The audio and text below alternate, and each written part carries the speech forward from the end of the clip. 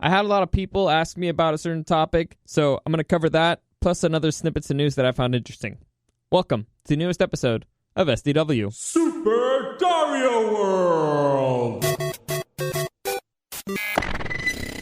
It's a me, Dario! Woohoo!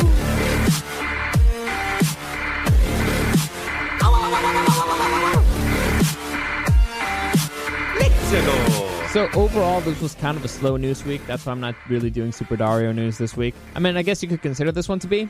I don't think so.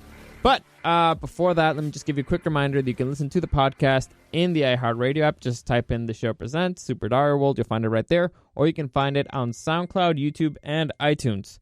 So just type in Super Dario World Podcast. You'll find them right there.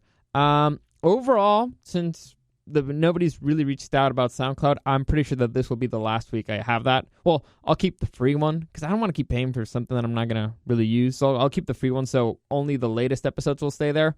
I think that'll be enough, to make that, keeping that worth it. Because it costs, it's super easy time-wise to load something there. Because of you know what, you guys don't care about this, so I'm not really going to get into it. I'm over-explaining something that really doesn't matter. But I just finished my written review of The Boys, Amazon Prime's The Boys. So if you want to read it, you can check it out at reviewednation.net. It's up there. I'm going to do a video review, which I will load up to YouTube probably tomorrow. I didn't want to do it today. The day kind of cut up on me. I've been doing doubles.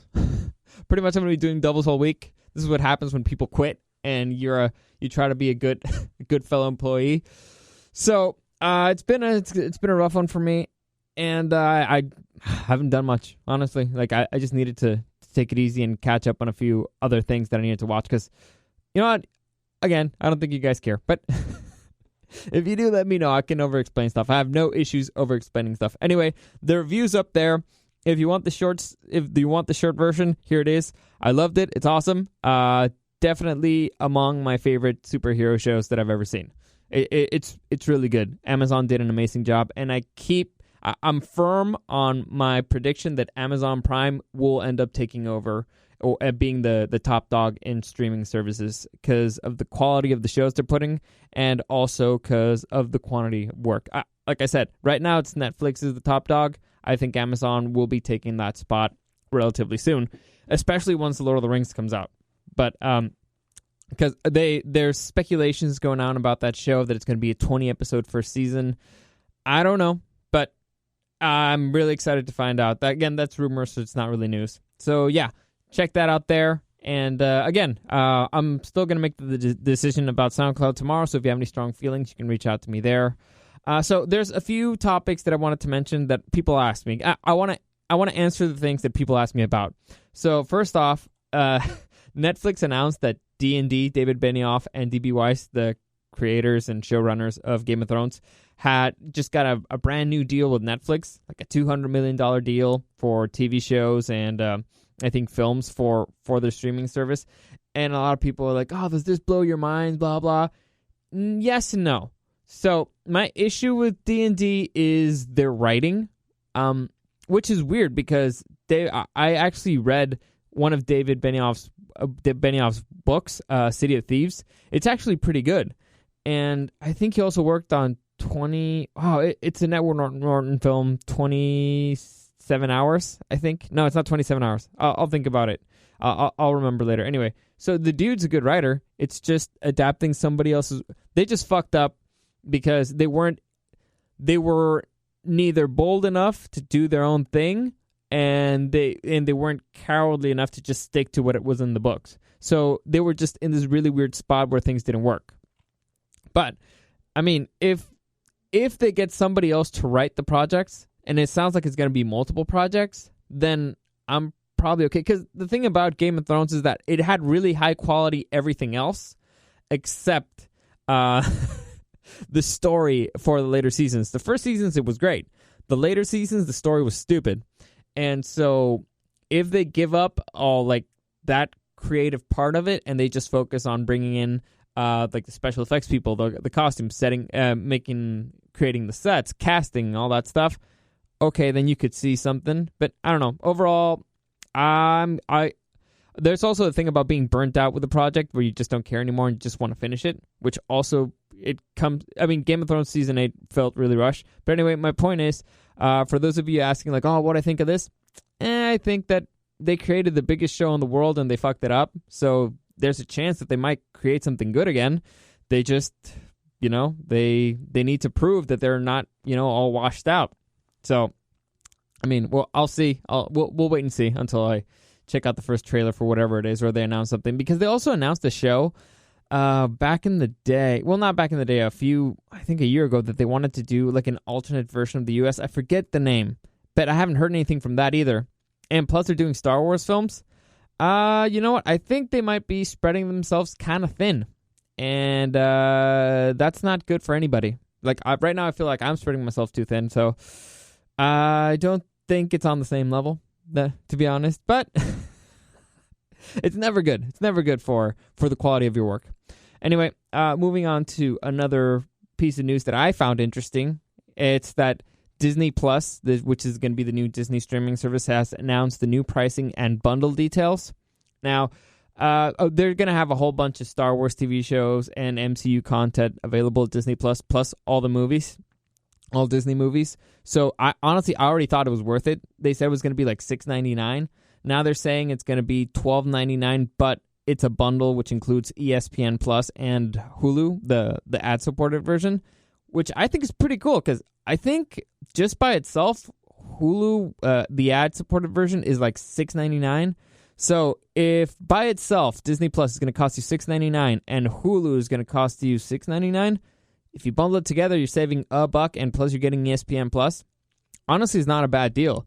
So I already wanted to get it. I was already gonna get it, and now you have to decide, like, do I want the Hulu thing as well? Well, yeah, because I already have Hulu, and might as well just save $1 a month. It's not that bad. Anyway, so the thing that I wanted to get into, and it's a lot of people have been asking me about, because casting news came down from the CW's Arrowverse. Now, for those of you who don't know, the CW, the network, the CW, has a whole bunch of shows, superhero TV shows, DC superheroes, that combined are called the Arrowverse. So, for example, you got the TV show Arrow, which is about Green Arrow, The Flash, Supergirl, and Legends of Tomorrow. Now, this is the final season of Arrow, and they've announced that every season they have a crossover event. So this season they're going to have a crossover event called Crisis on Infinite Earths, which is one of the biggest DC comic books storylines sold of all time. It's one among the greatest of all time. And it's probably, I'm trying to think, maybe Kingdom Come is a bigger title. I don't know. It's among its biggest titles, easily. And so there's been some casting news, some casting announcements, and it makes a lot of things really exciting, and it leads to a whole lot of speculation. And a lot of people have been asking, like, dude, what do you think of this? What do you think of that? Blah, blah. And I want to talk about it, but at the same time, I feel that if I mention who has been cast on certain things, they might be spoilers. And so, for example, I know very clearly that one casting in particular is a gigantic spoiler, so I'm not going to mention it. However, it does tie in a way that kind of makes their whole universe make sense. Because the Arrowverse, the problem is that since Supergirl was not a part of... Okay, for those of you who... let me just explain. Crisis on Infinite Earths DC kind of painted itself into a corner by creating a whole bunch of multiple universes.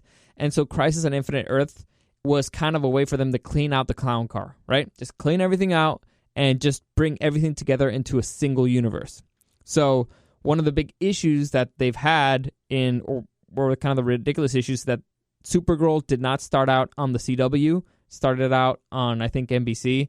Now it's part of the CW. And so it's weird because in order to interact with Supergirl, they kind of have to go to a different dimension, a different world.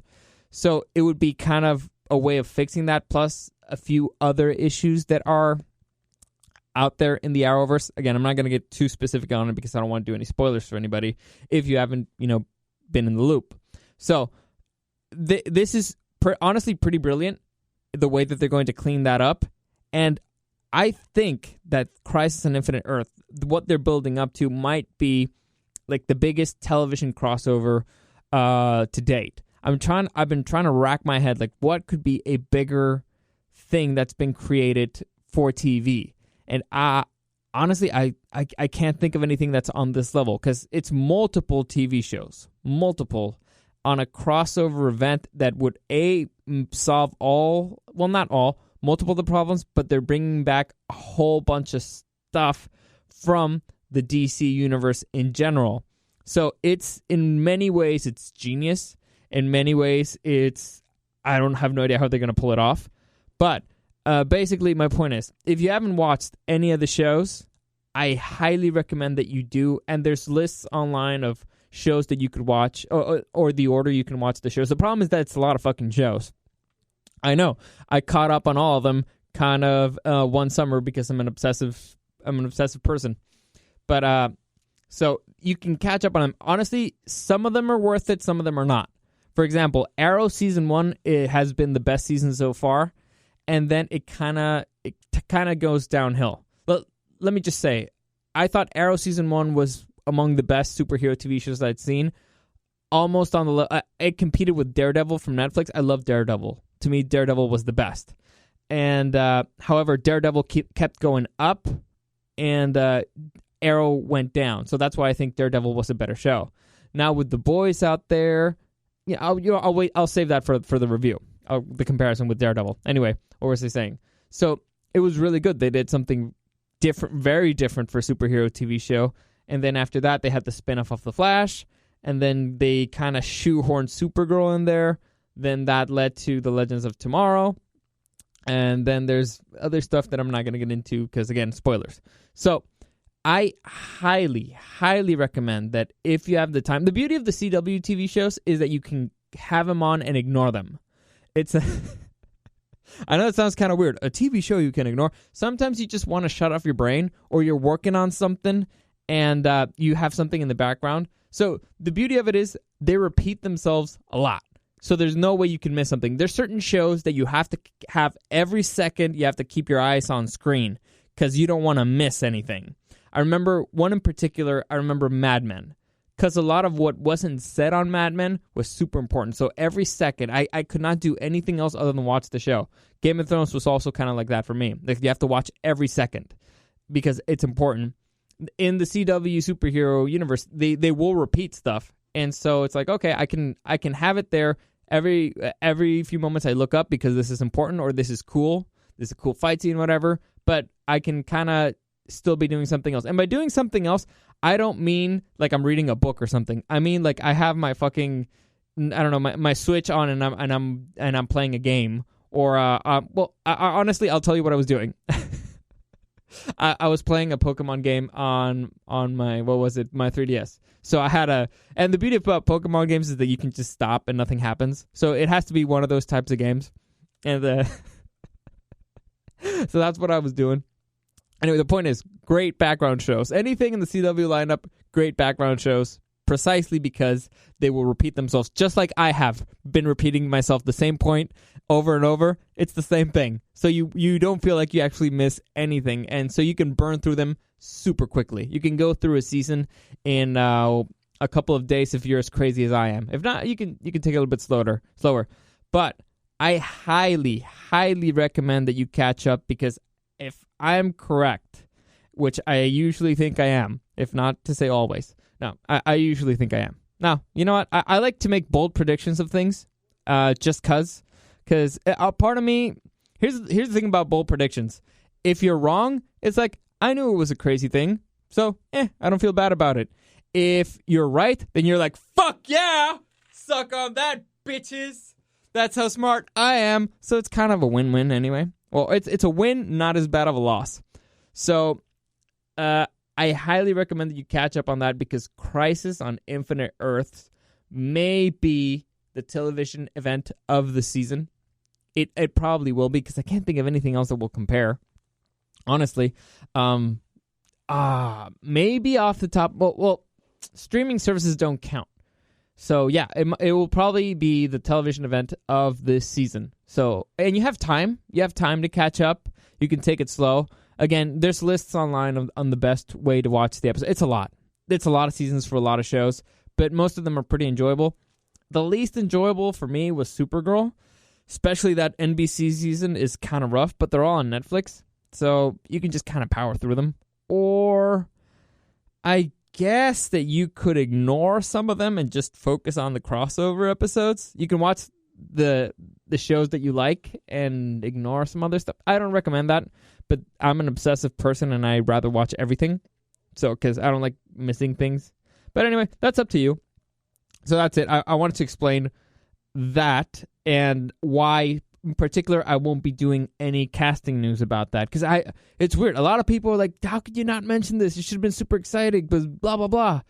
And I do. The nerd in me wants to geek out about certain things. Like, oh my God, this could be something. But I know that it would be a huge spoiler for some people. So that's all I'm going to be saying about Crisis on Infinite Earths until it comes out. And all I can say is I highly recommend that you catch up on the shows because I do think that it will be the best TV event of this season. So that's it. That's it for today. Just a quick reminder, if you want to check out my review for The Boys, it'll be up on reviewNation.net.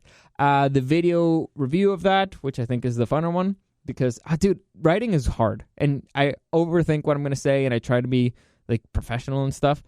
I like being off the cuff. I'm an off the cuff kind of guy, so the video version I think will be better. So I'll let you know when that one's up. If not, if you want to read it, because people apparently enjoy my writing. So for those of you who have read my stuff, thank you for your comments so far. I appreciate it. It makes me feel like motivated to keep doing it. Like, all right, I'm not that big of an idiot. Okay, cool. My review was valid. Anyway. So, yeah, that's it for today. As always, any comments, questions, or suggestions, you can find me on Instagram at Dario the Show. Thank you for listening, and I'll see you again tomorrow.